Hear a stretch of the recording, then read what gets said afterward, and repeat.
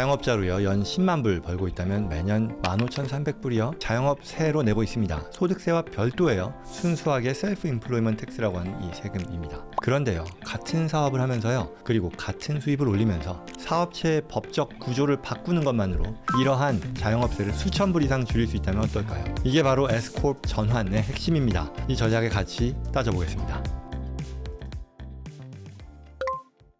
앞서 이번 2025년 세금 신고 시리즈라고 했을 때 초반에서요 1099 NEC Non-Employee Compensation 그리고 스케줄 C에 대해서 다뤘는데요. 프리랜서라던가 자영업자로 소득을 올리면 스케줄 C에 보고를 하고요. 그 순이익에 대해서 자영업세 셀프 인플로이먼트 텍스 15.3%를 내야 한다라고 설명해 드렸습니다. 오늘은 바로 그 다음 단계예요. 사업이 어느 정도 궤도에 올랐을 때 이 Sole Proprietorship에서 LLC를 거쳐서 Scorp으로 전환하면 세금 구조가 어떻게 바뀌는지 한번 실제 숫자로 보자는 거죠.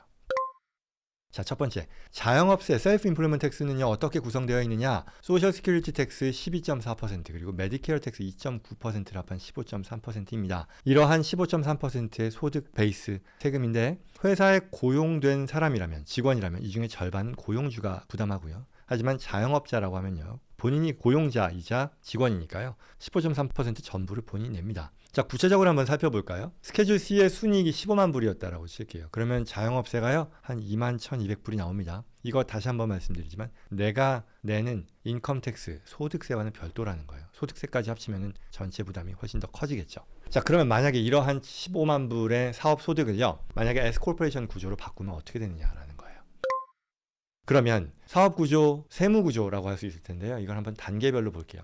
먼저 Sole Proprietorship입니다. 별도의 법인 따로 안 세우고 개인 사업자로 활동하는 걸 말하죠. 모든 사업의 소득이 이 경우에는 스케줄 C로 보고가 되고요. 순이익 전체에 대해서 셀프 인플로이먼트 텍스 15.3% 부과됩니다. 가장 단순하지만 세금 부담이 가장 크죠. 그리고 두 번째는요. LLC, Limited Liability Company입니다. LLC를 설립하면요. 법적으로 개인 자산과 사업 자산이 분리가 돼서요. 유한 책임의 보호를 받습니다. 하지만 이건 법적인 어떤 보호이고요. 세무적으로는 어떨까요?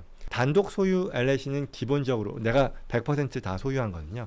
기본적으로 disregarded entity라고 합니다. 즉, 이건 disregarded, 별도의 엔터티로 인정받지 못한다. 바꿔 말하면 앞에 얘기했던 세금 처리는 Sole Proprietorship과 동일하게 스케줄 C로 보고하고요. 자영업세 15.3%가 순이익 전체에 적용이 된다라는 거죠. 결국 LLC를 만들었다 해서 자영업세가 줄어드는 게 아니다라는 거죠. 자, 세 번째는요.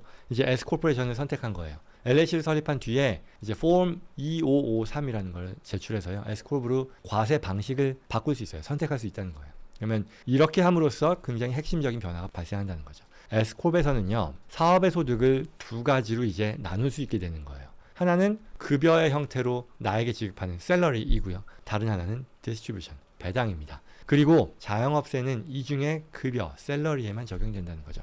배당에 해당이 되는 그 부분에는 셀프 인플로이먼트 텍스가 부담되지 않는다라는 그런 얘기입니다.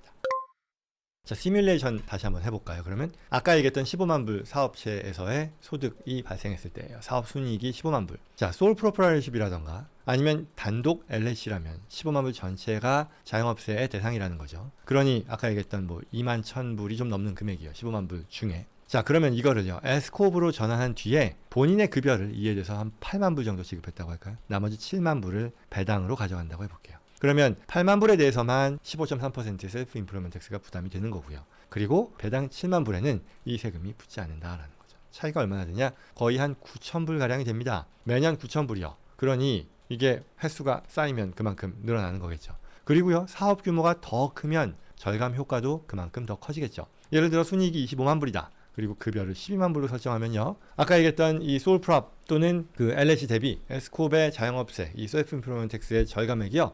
연간 약 15,000불에 이르기까지 한다라는 얘기죠. 여기까지 보면 너무너무 좋잖아요. 그만큼 Scorp의 절세 효과가 크니까요. 급여를 이렇게 생각할 수도 있어요. 극단적으로 낮추고 배당을 최대화하려는 그런 유혹이 생기죠. 왜? 배당에 대해서는 셀프 인플로이먼트 텍스가 붙지 않으니까요. 급여는 붙는데. 하지만 또 이제 뛰는 놈이 나는 놈인 거잖아요.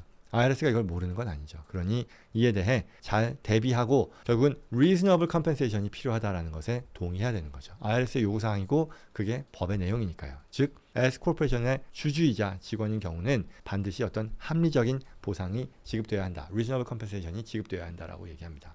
그래서 만약 이 급여가 비합리적으로 낮다고 판단되면 IRS는 배당의 일부를 급여로 재분류해서요 벌금과 또한 여기에 이어지는 이자를 부과할 수 있습니다. 자, 그러면 이게 reasonable compensation에 대해서 당연히 가끔씩 질문을 받거든요. 그러면 이게 어떤 절대값은 아니에요. 어떤 그 시장에서 같은 일을 하는 제3자에게 지급할 만한 합리적인 금액이라는 게 나올 거잖아요. 그게 기준이 된다는 거죠.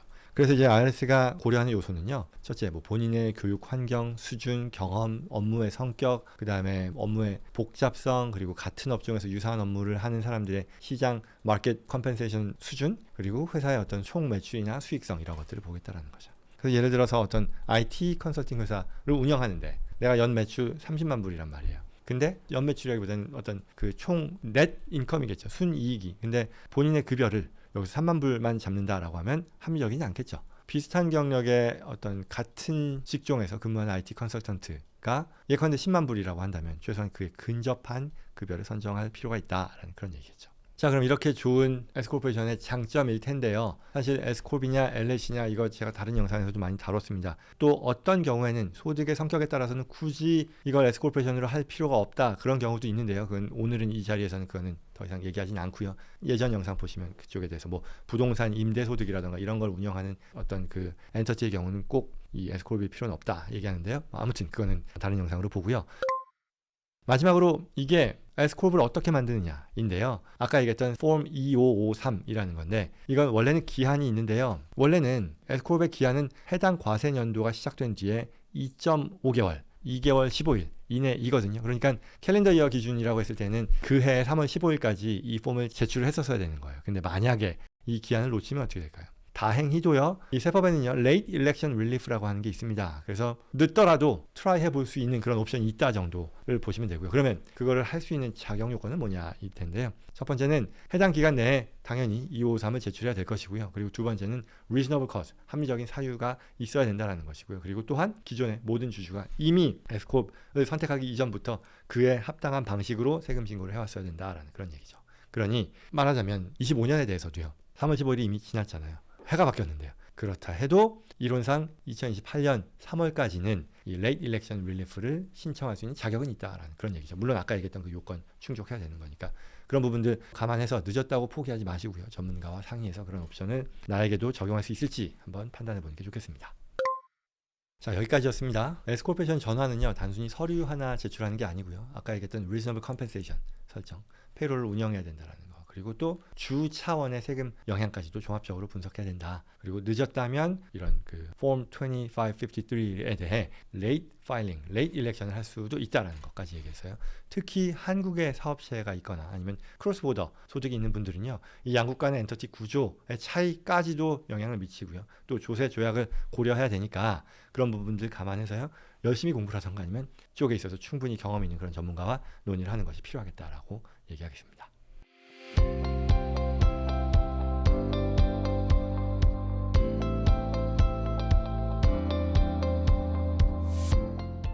자, 오늘 내용 도움이 되었길 바랍니다. 오늘 주제와 관련해서요. 도움이 추가로 필요하시거나 아니면 저희 제시컴퍼니 전문가들과의 상담을 희망하시는 분들은요. 영상 더보기란 또는 고정 댓글에 있는 연락처로 연락 주시기 바랍니다. 구독과 좋아요, 다음에도 꼭 필요한 정보 구독과 좋아요 놓치지 마시고요. 주변 분들께도 전달될 수 있도록 도와주시기를 부탁드립니다. 고맙습니다.